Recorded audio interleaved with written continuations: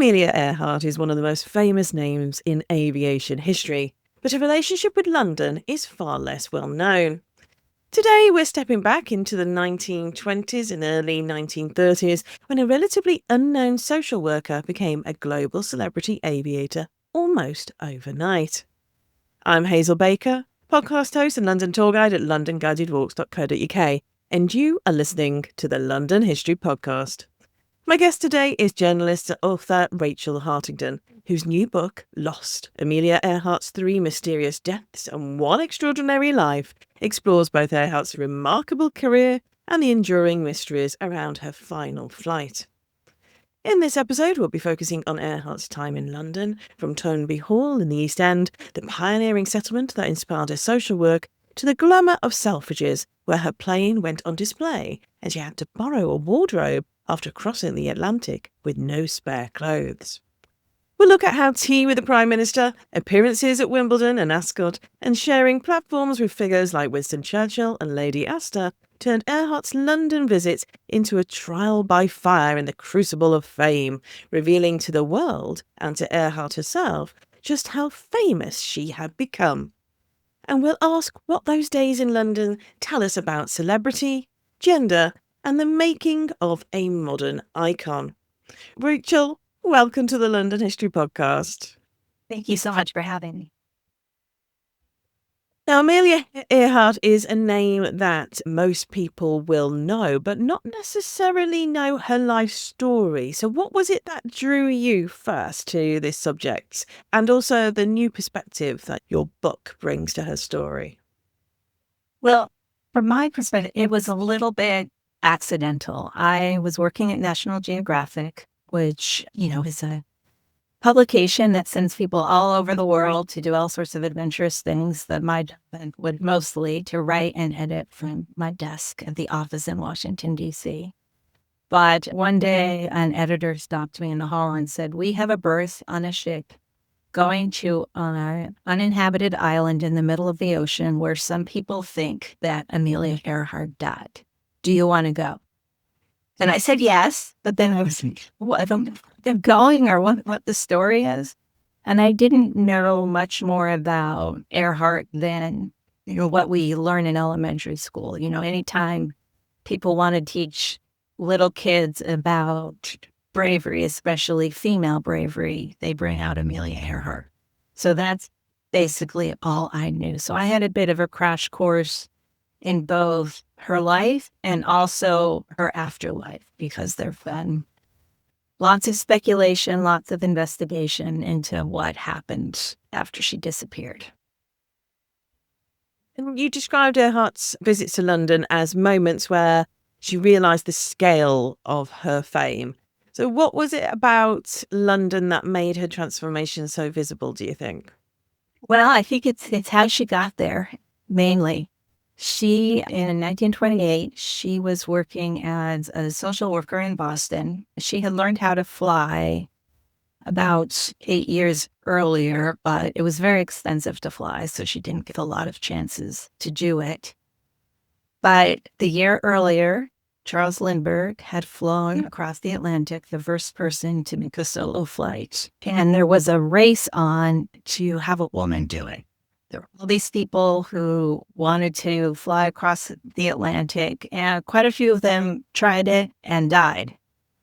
But there was one woman who sort of had one foot in America and one foot in England, named Amy Phipps Guest. She was an heiress from Pittsburgh, Pennsylvania, who had married a British man who had been the former air minister. So she was sort of living in both countries, and she wanted to make sure that an American woman was the first woman to cross the Atlantic and that she was the right sort of girl. She thought she would be the person to do it, but her family said, "No, you can't do it." And she was a grown woman. She was in her 40s or 50s. She had grown children, and they said, "No, you're not risking your life that way." So her lawyer tried to find someone who would be appropriate to make that flight. And she found Amelia Earhart working as the social worker in Boston. So in 1928, Earhart got on this flight called the Friendship. She was not the pilot. She was just the passenger. They made the flight. They almost ran out of gas. They were aiming for London, but they didn't make it because they were kind of confused about where they were. There wasn't great technology for finding their way at the time. And they had to make a little detour to figure out to contact a ship. So by the time they were back on track, when they saw land, they knew they had to land wherever they could. So they ended up landing in Wales, in Buryport, Wales, very gratefully, and called up Amy Phipps's guest and said, "We're in Wales. We'll be on our way tomorrow, and we will land in Southampton." So that was huge. The first woman had crossed the Atlantic. She hadn't died. Her plane hadn't crashed. And everyone was so excited to see her because flying was so dangerous.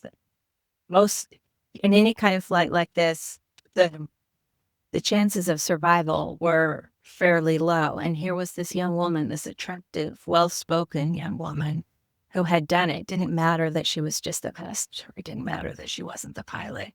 So when she got out of the plane in Southampton, people just went, "No, please."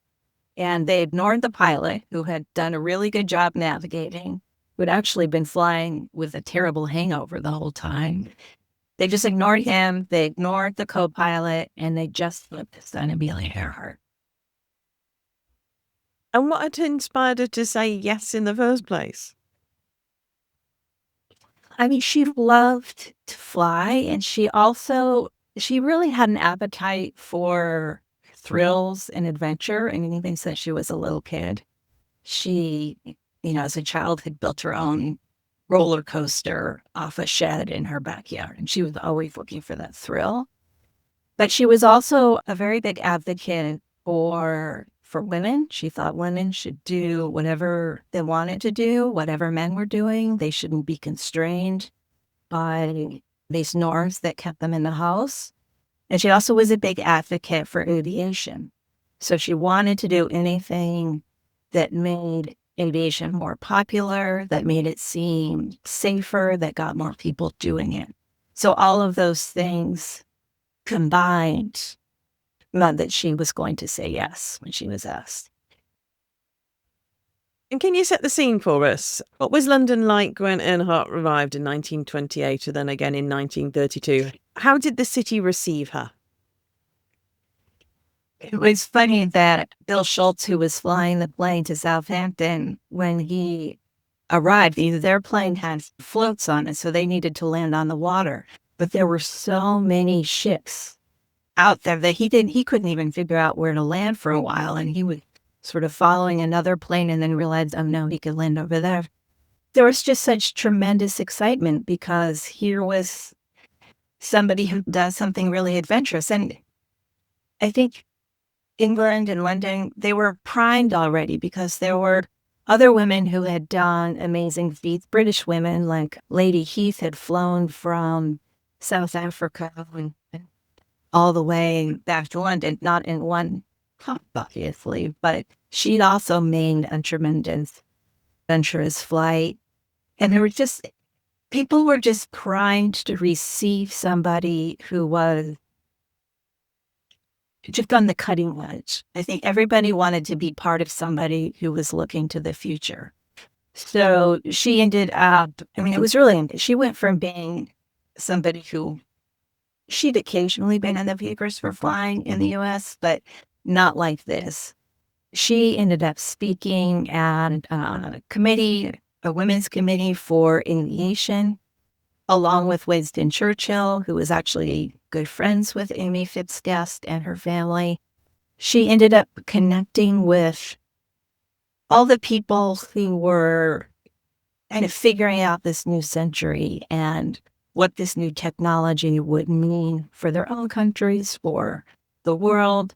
So she arrived at really the right time, I think. And people were thrilled to see her. And they were thrilled, I think, to introduce her to the highlight of England, as you mentioned. She went to Ascot. She went to a match at Wimbledon. She went to Selfridges and got some help picking out some clothes because, of course, she hadn't brought anything with her beyond a flight suit. But she was utterly overwhelmed by all this. She didn't expect it. And she was embarrassed by it, too, in a way, because, as she kept saying, she was a sack of potatoes on the flight. She just sat there. I love that there. I think there's something you said that resonated then. It was like the people are looking forward to a future in 20s. The skirts are getting shorter. The hair's getting shorter as well. 1928 is when women are allowed to get the vote for the very first time. So there's a very female positivity there. That's great. You mentioned that one of the key locations is Toynbee Hall. So why was that particular visit significant to Earhart, and what do you think that revealed about her values? Well, she had been working at a place called Winston Hall, it was a settlement house, and it was modeled after Toynbee Hall. And, it was this idea that young, well-meaning people could move into a neighborhood where people were a little bit more impoverished or a little less access to health and education. And at first, just by their example, show, hey, if you live this way, you won't be as poor, you won't be as sick. After a while, they figured they actually needed to provide services. And I think those settlement houses were very optimistic in a way. This idea that we can help people if we just, go into their neighborhoods and provide these services.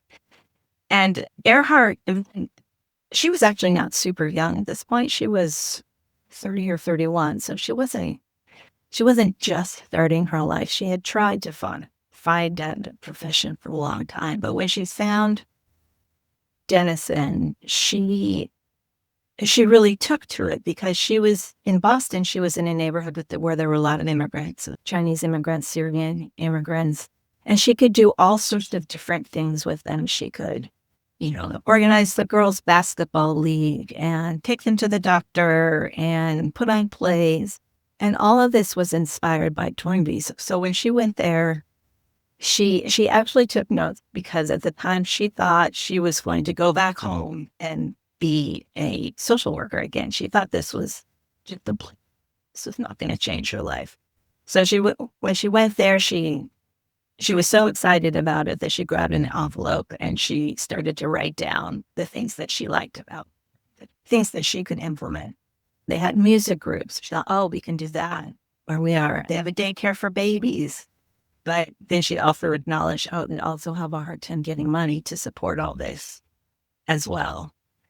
Not only was she connecting to this forward-looking aviation, she was connected to this idea of making the world a better place. And it gave her kind of a moral authority too. Like this was, in contrast, one of the other women who had been trying to fly across the ocean was this woman named Mabel Bull, who was called the Queen of Diamond. She was on her third marriage. She'd been a hairdresser. She was all about the publicity. So the contrast between Earhart and Mabel was pretty stark. Someone else who was all about the publicity was Harry Gordon Selfridge. There's a wonderful connection there. So what was this deal then? Her plane on display in exchange for clothes? Yeah, that was on the second trip. They'd met before on the first trip, but the second trip, she had flown solo, and it was a very hair-raising flight. She ended up in Ireland when she meant to be in Paris. And again, she didn't have any clothes because she was watching every ounce on the flight because she needed a lot of fuel. When she finally made it to London, he wheeled and dealed and convinced her to display the plane on the first floor, which was very good for him. She was a little bit reluctant to get the free clothes, but he said, "You need clothes. Let me help you pick something out." And she was actually a very elegant dresser, so I think she found it a little bit hard to resist. And what's interesting, he was very interested in publicity. At that point, Amelia was married to George Putnam, who was also a very avid publicity seeker. He had published Charles Lindbergh's book within a month of his flight. He was always looking to make Amelia popular. So sure, he advocated for this way to get the public to get a taste of Amelia without her having to have to shake everybody's hand. But yeah, it was quite a sight, I'm sure. And she met some incredible figures, some of the big names, Churchill and Lady Astor, both with American connections. How do you think those encounters shaped her public image or even the personal sense of accomplishment? It's interesting. She was raised in a very sort of complicated way. She was raised as in a prominent family in her town in Kansas, which obviously is not on the same level as the Lady Astors of the world. And her father had jumped from job to job, so they had never had much money. But at some point, she ended up going to a finishing school outside of Philadelphia. So in a way, she had the manners to deal with people at that level. But I don't think she ever expected that she would be dealing with them herself. And yet, at least after the first flight, she wasn't,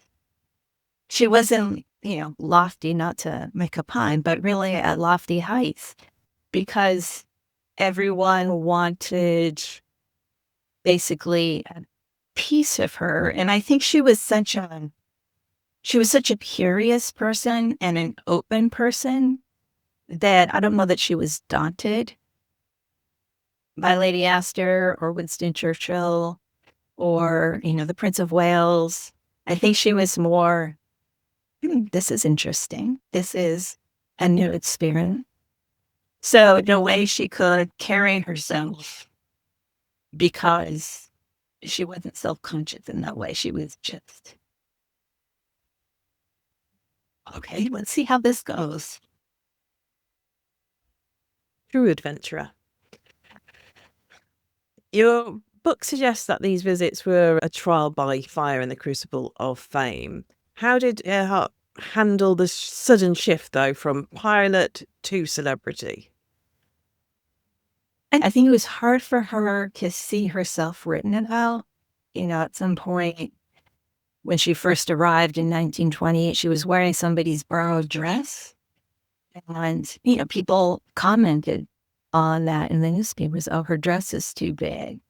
They kind of manufactured how she was talking to the Prince of Wales and made her sound like a total sort of ignorant Yankee. And she said, I've never talked that way in my life.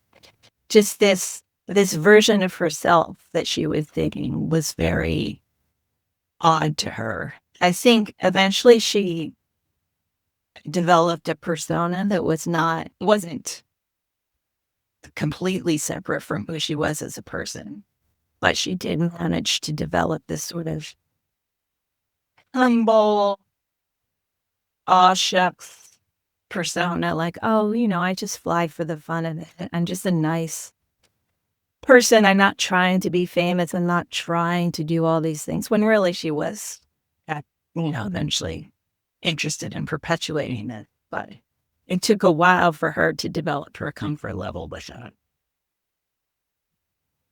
And if we look at, or if we compare American and British media outlets, how did they compare? And also, did London's press play a role in defining her global image, or was it more domestic?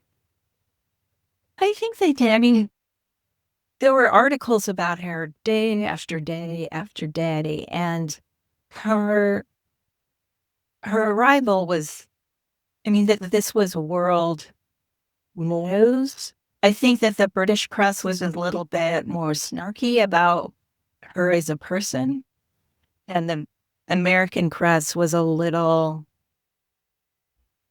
there's a little bit more hero worship in the beginning, like for her 1928 flight.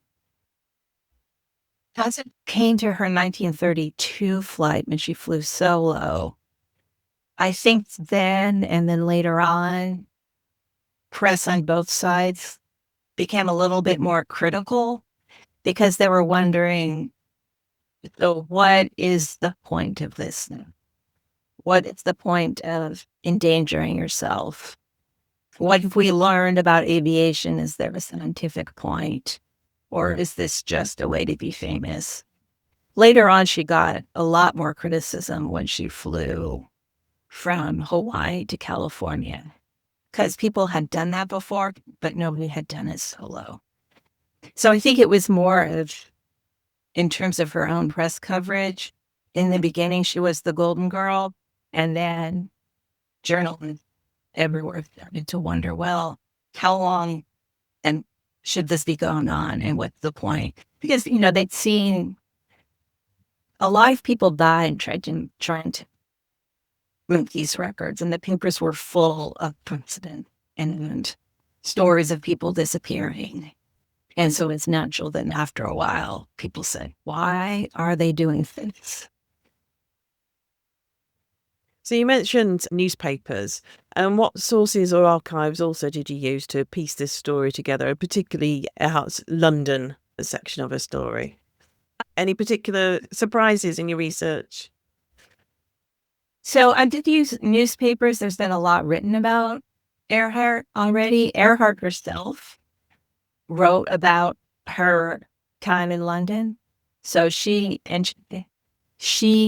wrote a book. This is kind of amazing. As a journalist, I find this astounding. So she landed in Wales. We ran out of gas. They stayed overnight. She wrote a story that night that was sent off to the New York Times. And her whole time in London, every day, she wrote a story. So she is going to all these events, meeting all these people. And I don't know how many, I think she wrote a total of 20,000 words in the end. So she has her own accounts. Then there are the newspaper accounts for her life. There's papers collected at Harvard and Purdue University that talk a lot about her life. But for the London bits, a lot of it was, I'm very grateful for a lot of the people that have gone before me and written about her because they really found a lot of great details. But the thing that I found I did find it surprising that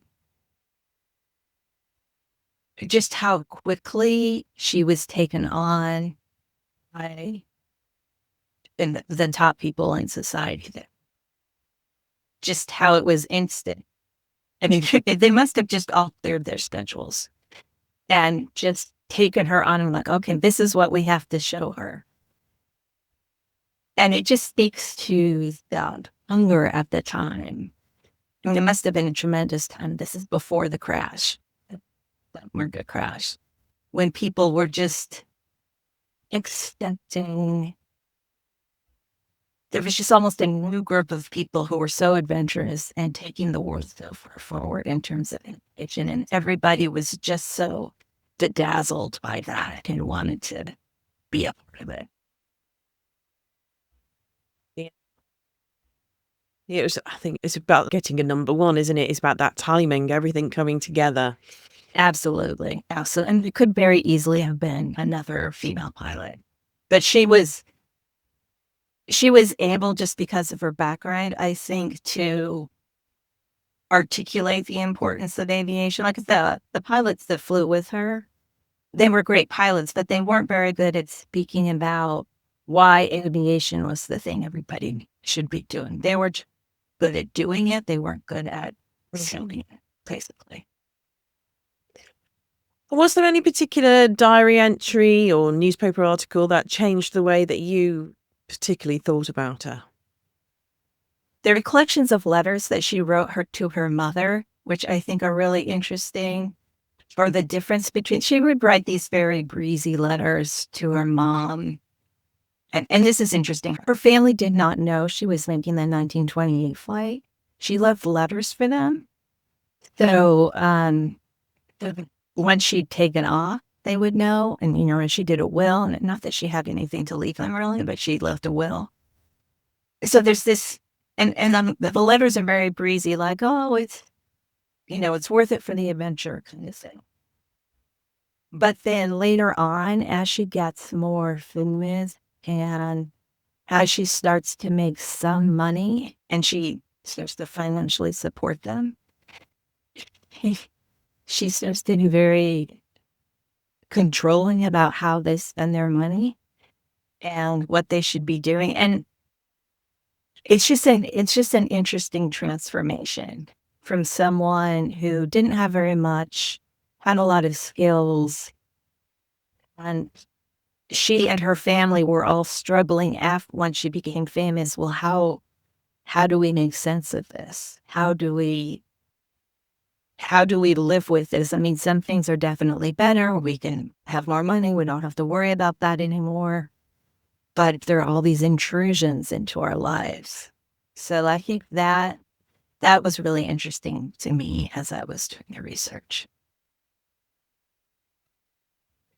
And how do you think we should remember Amelia's connection with aviation and also London today? What are the key things that we should remember her by? I always think the thing that I remember her by, I think the thing that is the reason that she is still so, she resonates so much, is that she didn't really let herself be restricted by female roles. She really did what she wanted to do. And she lived at a time where that was allowed for some women. You know, if you were going to take part in this new technology, this new way of living, then you could do what you wanted. And London was the city that welcomed her after her two most famous feats. And London was ready for a woman like that. London was ready to celebrate her and say, see what women can do, see what we can do, we as people can do. So I think she just speaks so much of the future now and even future from that point of view. That's some kind of talking circularly, but she just promised so much optimism and sort of a new world that was opening. And if Amelia could walk through London now, where do you think she'd go first and why? Oh, you know what? I bet she would. What's the name of the Ferris wheel? It's London Eye? London Eye. When she was like 7 or 8, she went on a Ferris wheel for the first time at the St. Louis World's Fair in 1904. And that was the first time she got so high in the sky. And I think she might go up to the London Eye. I think she really loved culture and art, so I can see her going to the Tate. I think she would just be so excited by the multicultural parts of it that she would just take it all in. I always think about her as if she was just plopped into the middle of London, you might not know that she was from the 1920s or 1930s because she had such a modern, forward-looking air and such curiosity that she wouldn't be scared. She would just be like, wow, what's that? What's that? These cars racing by, people looking at their phones. She would just want to know about it. She wouldn't back away. And finally, where can listeners find your book and also follow your work online?